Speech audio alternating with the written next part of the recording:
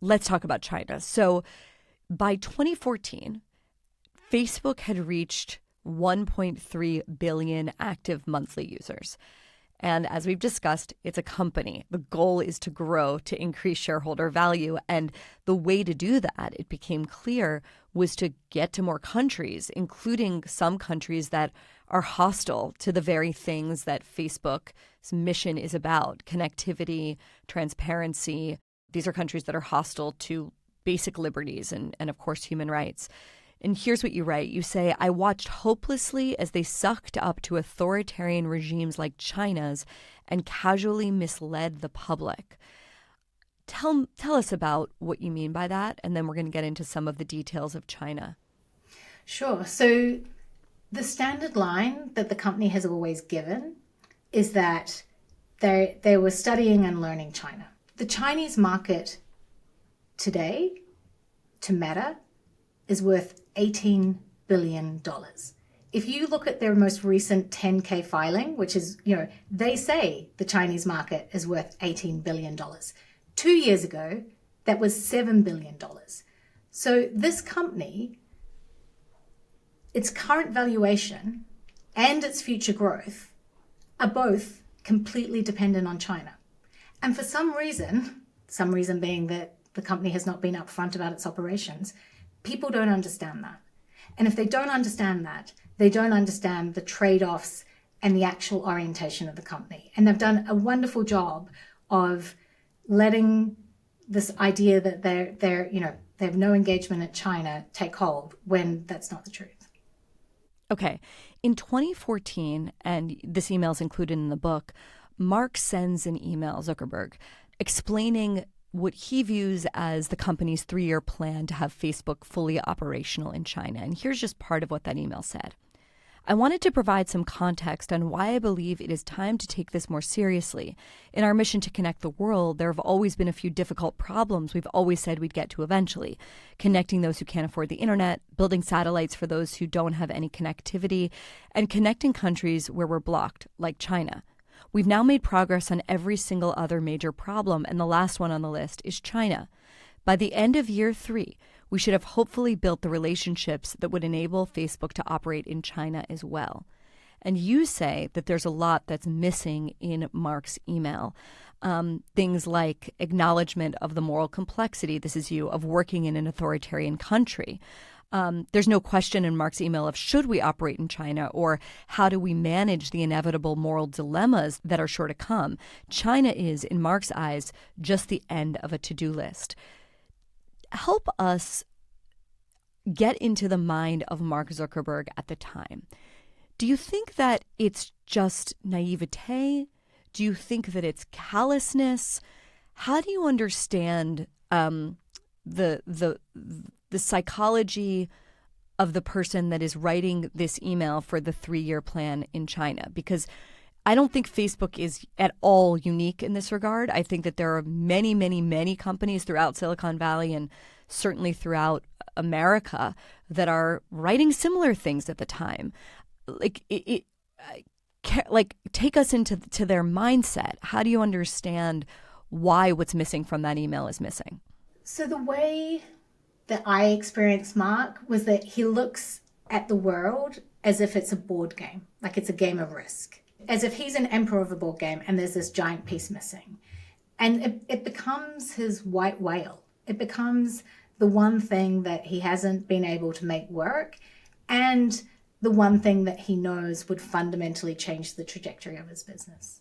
The scandal here and sort of what you catalog in the book is the various ways that Facebook considered sort of appeasing the CCP so that Facebook could enter China.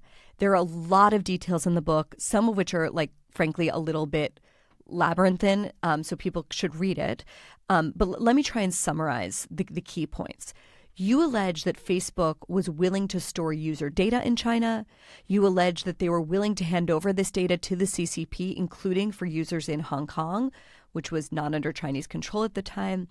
You allege that they were willing to put in place a chief editor to decide what could stay up, like what was kosher and what wasn't. You allege that they were willing to conduct surveillance through a Chinese partner on the ground and willing to shut down the site during times of, quote, social unrest. I just want to I want the listener to understand some of the specific offerings that were up for consideration, or at least were being discussed within Facebook that you write about in your book. Okay, so bear with me because they're your words. It's weird to have them read back to you, but I think it's useful for people listening to this. Under direction from Mark, Facebook assembled a large team, including some of its most senior and respected engineers, to work up what the Chinese Communist Party wanted. They started building new censorship tools for Honey, and this is sort of their partner on the ground, to scour through people's messages and posts and convert everything into simplified Chinese. Here's more. Facebook would build facial recognition, photo tagging, and other moderation tools to facilitate Chinese censorship. The tools would enable Facebook's partner on the ground, Honey, and the Chinese government to review all the public posts and private messages of Chinese users, including messages they get from users outside China. Here's the last one. There would be an emergency switch to block any specific region in China from interacting with Chinese and non-Chinese users. Also, an extreme emergency content switch to remove viral content originating inside or outside China during times of potential unrest, including significant anniversaries like the anniversary of Tiananmen Square. Their censorship tools would automatically examine any content with more than 10,000 views by Chinese users.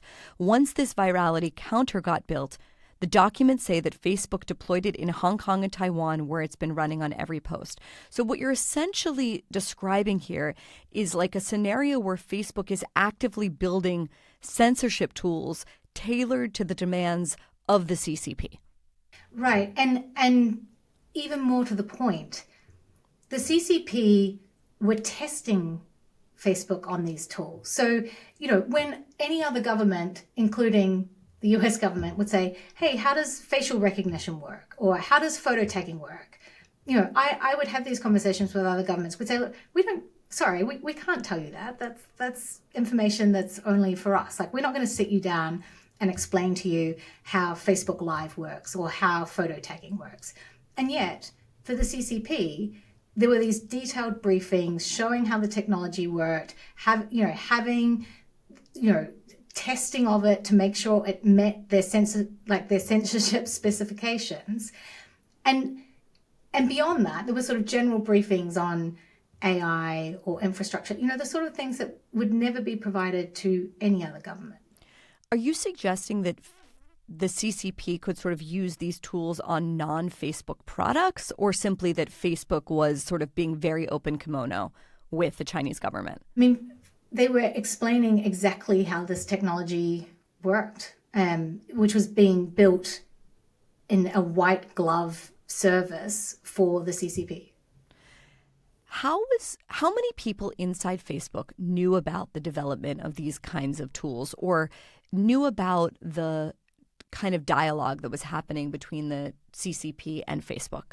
It's a really interesting question. Again, they weren't upfront with the vast majority of employees. I think if you're someone who works at a company like this, that's not great. Like, you shouldn't feel great about the company holding back its top priority from its employees. For those that did know about this and did know about Facebook's aims to get into the Chinese market, how was it discussed among those people? Like, you're making the case in the book, to be crude about it, that Facebook was actively strengthening a surveillance state in order to get, purchase in that market.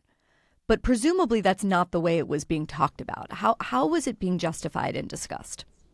It was being discussed as sort of this, I think the vast majority of people working on it thought it was like a high priority project. It's something the CEO wants. So I think there was sort of a lot of, most people got excited about it and felt like they were in on a secret and in on a CEO's top priority. That was my sense of it. Would the Steelman argument of it be something like, look, China is obviously an authoritarian regime. It's obviously, an extraordinarily different country than America, and not one any of us would choose, a regime any of us at Facebook would choose to live under. But better they have a tool like Facebook, which allows a level of connectivity, than not having anything at all. In other words, was there a way that they justified it to themselves based on essentially, I don't want to say human rights grounds, but the argument that better to have this tool than nothing at all? But I think if you take that the next step, so there was knowledge at the company because someone had to actually implement this. Like someone actually had to execute on the censorship tool. And when they considered that, they weigh the, leadership weigh the pros and cons and list out the pros of us operating this, and they're like, more direct communication with the government, a number of other things. And when it gets to the cons, they're like, they know that it's one of the most extraordinary Microsoft Office track changes I've ever seen in my life. But the original drafting was, we would be responsible for torture, death. And then there's a track change. And then it's like, we would be responsible for working with a country that does not respect international human rights. I just want to be really clear here for the listener and for the people who certainly have not read your book because it comes out today. Facebook in this context is not in China. They are internally weighing the decision about whether or not they should enter China.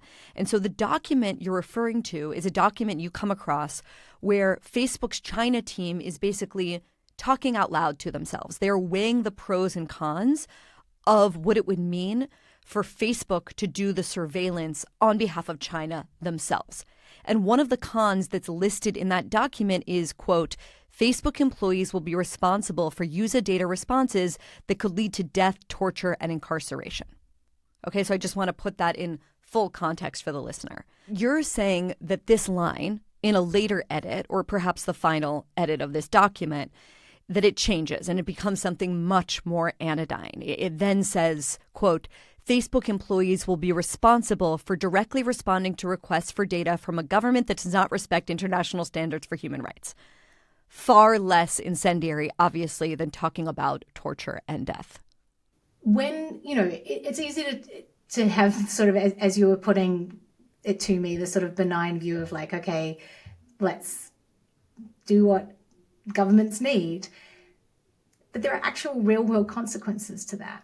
If people are saying things that they shouldn't be saying in an authoritarian state and they think they're saying them in private and that information is shared in authoritarian states, consequences such as torture, death, as, this document had, are realistic prospects. Who was ultimately calling the shots on the China plans and the China proposals? Ultimately, Mark. And was he intimately involved in these policy proposals? I mean, he led, it's quite public that he was going to Beijing, running through Tiananmen Square, meeting with, or trying to meet with President Xi. I mean, this stuff is in the public arena. Were other people at Facebook distressed in the way that you were? Was there a sort of sidebar conversation with you and anyone else about what you were seeing on China specifically? I know there were on feminist issues and workplace issues, but what about China? A lot less than you'd think. Why do you think that is? I think because it was easy for the company to cloak it in a, white whale, empire building, exciting project, all of that. I think that veneer and that sense of helping Mark build his empire sort of blinded people to a lot of the reality of what was being discussed. Hey guys, Barry here. I hope you enjoyed that clip from the latest episode of Honestly. If you want to watch the full conversation and support the work that we do here at the Free Press of fearless, independent journalism, subscribe today at the top link in this video's description, or just go to thefp.com/join.